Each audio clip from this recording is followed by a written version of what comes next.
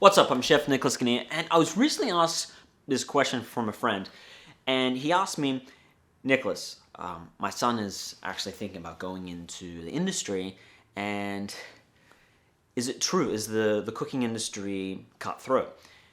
And as I answered to it, I was like, yes and no. But let me break that down for you as the viewer. Maybe you're the parent that's like, you want to help your child get in the industry and give them a step up, which I commend you for that, and that's super awesome. And you're supporting your child. That's just awesome. Thank you for doing that. There should be more parents like you. And then maybe you as the viewer that, you're curious, you're wanting to know, is it really that cutthroat? People talk about it, it's a lot of hard work, and the pay sucks. And as you, the parent, know that it's not a lot of money. I would argue that, yes, there is plenty of money in this industry, you just need to understand the business as well. There's money in there, where the money's not is the restaurant part, but that's a whole different subject we can go into. You make your money from the caterings and banquets and meal plans and cruises and so on and so forth. But let's answer the cutthroat part. Yes and no. All right. So in every other industry, it's about working as a team.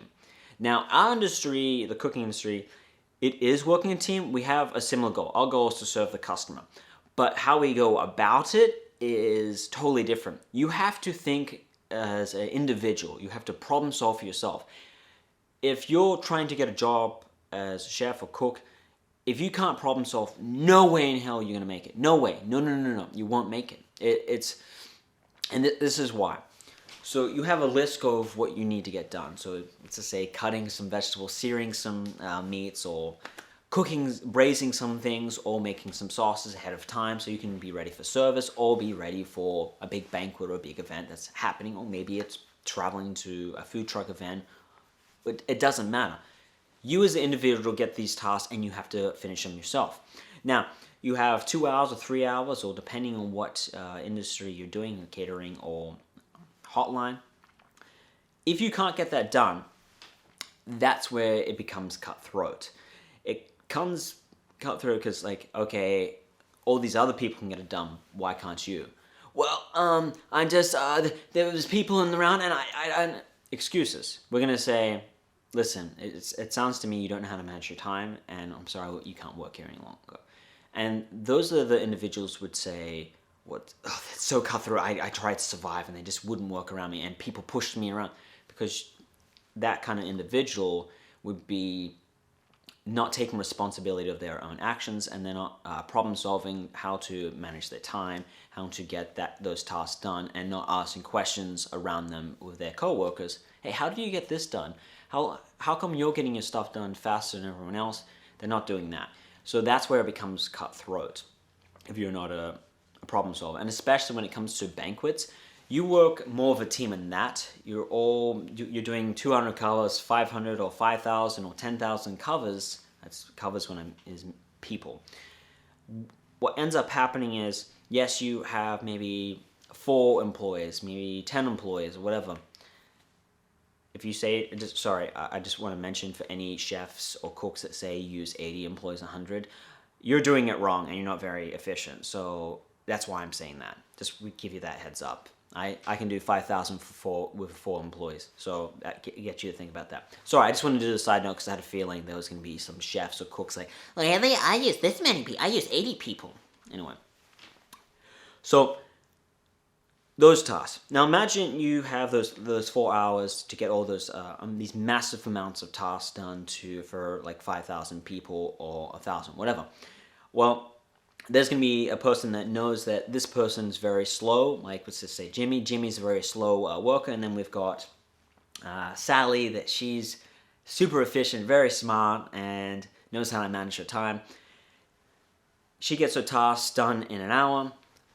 Jimmy takes about 3 hours. She knows that she has to get her tasks to help him out, that's where that teamwork works out. But the only way that happens is because Jimmy's funny, he's good to be around, he's a very happy individual, keeps the kitchen in a good morale. So that's why we keep Jimmy around, and there's always that kind of person in the kitchen. We love those people, we want those people in there. If you're that kind of person, you're going to survive. All right, you're going to make it. It's not that cutthroat for you. But we're going to get annoyed after a while that, you don't get your tasks done. But I'm the kind of person that helps Jimmy out. I love Jimmy. Jimmy is amazing. I don't know any Jimmy. I'm just using this as an example. What I would argue the cutthroat part is the business part. That's where the cutthroat comes in. All right, so every business can offer private dinners, business meetings, anniversaries, birthdays, parties, whatever the event is. Now, you've got all these other hotels and restaurants that can offer that. So what does it really come down to? Well, it comes down to relationship. It comes down to what you offer, of your menus and what you give. And then, of course, the cost. So what does it really come down to? How do you beat these things? Well, a relationship, people are very loyal to the people that have treated them really nicely and actually looked after them. So this is very important for networking. You've got to create that. And a person like me, if I find out that a friend of mine, and this happened to a friend of mine 2 weeks ago, he wanted to do this party and he was getting charged a lot of money. And I was like, what? No. Let me do it for you. You're a friend of mine. Here's the deal. I'll do it for this much, blah, blah, blah, blah, and this and that. As long as this person gets paid and that. And then I'm like, okay, cool. So the reason why I was able to beat this individual, this other chef or company, was because I know that they're spending money on buying a restaurant or renting out a certain area. So where me, I don't worry about those costs. Where they do, and they have to have very high prices, so I'm able to cutthroat them by just squeezing out their resources. That's where the cutthroat part, that's where I would argue. So if you're dealing with a person like me that's a corporate guy, you're going to be spot out. I'm sorry, that's how business is. It's how the free market works. It's not, I'm sorry, my goal is to provide for my family and also help my friends and the community. And if you're going to charge my customers or friends a lot of money, which is not really fair, I'm going to spit you out. And you see this a lot, where a lot of cooks that are trying to enter the industry and they want to own their own restaurant or own company, and they charge 7 times the normal price. And I know why they're doing it, because they have to rent out a kitchen, they have to, whatever the heck they have to do, or the travel, of course. That's where it becomes difficult for them. And they have no choice, so big companies overtake them. And I get it, I totally understand and empathize with them. But it doesn't change the fact that they're going to be cutthroat and they're going to be struggling for a long time until they build up their brand. And I get it. I totally get it. So that's where I would argue the cutthroat part. The cooking part in the industry, I wouldn't say it's too cutthroat. It's cutthroat if you're not able to get your tasks done. And then, of course, you're working the slow days. So the slow days would be, your Monday, Tuesday, Wednesday, and Thursday. If you're working those days and you're not getting a Friday, Saturday, and Thursday, or actually I wouldn't say Thursday is a slow day, Sunday is a slow day. If you're working those, chances are you're not really that good. And we need someone that's very accountable, gets a task done. And we're going to have you, as we would call the B team or the C team, on that, because we need you as a backup. I'm sorry how you feel about this. I'm just telling the truth. That's all I can do for you. As for money, this is what I said to my friend. He said, well, you don't make a lot of money. Well, I would argue the cooks don't always have to worry about food. We eat lunch and dinner, or eating breakfast and lunch. So, and maybe some areas don't have that because they make them charge it, but you should not be paying for your food, chefs or cooks.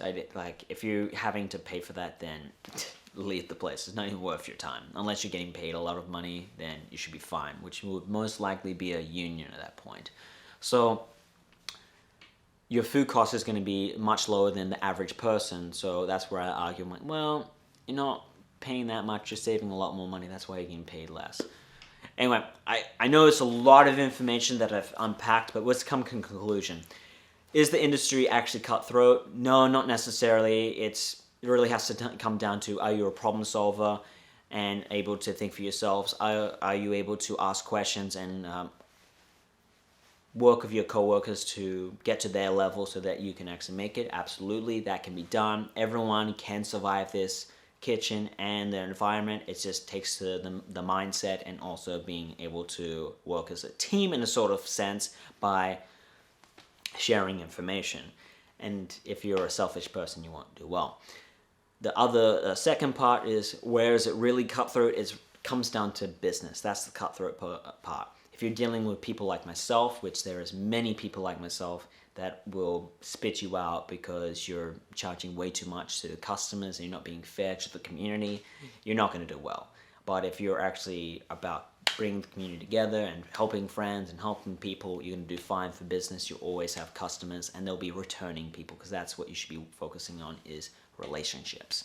Anyway, thank you for listening. I'm Chef Nicolas Ganea. Don't forget to click the like button. It helps more of you know the algorithm. And if you have any further questions, such as anything about the industry, I will be happily able to answer it, and just leave it in the below. Yeah, that's a doozy. This was a long video.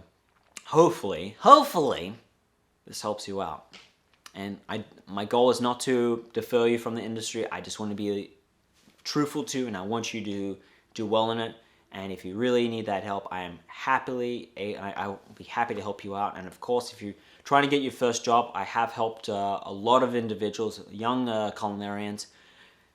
Reach out to me. I'll help you out with that, and I'll find out what, by using the right words, to get you in. So I want to offer that to you, because we need more people like you, and especially I'm seeing a lot more women that are taking interest in the industry from my demographic. So if some of you are actually interested, I'd love to help you out. I would like you to be in the industry and survive.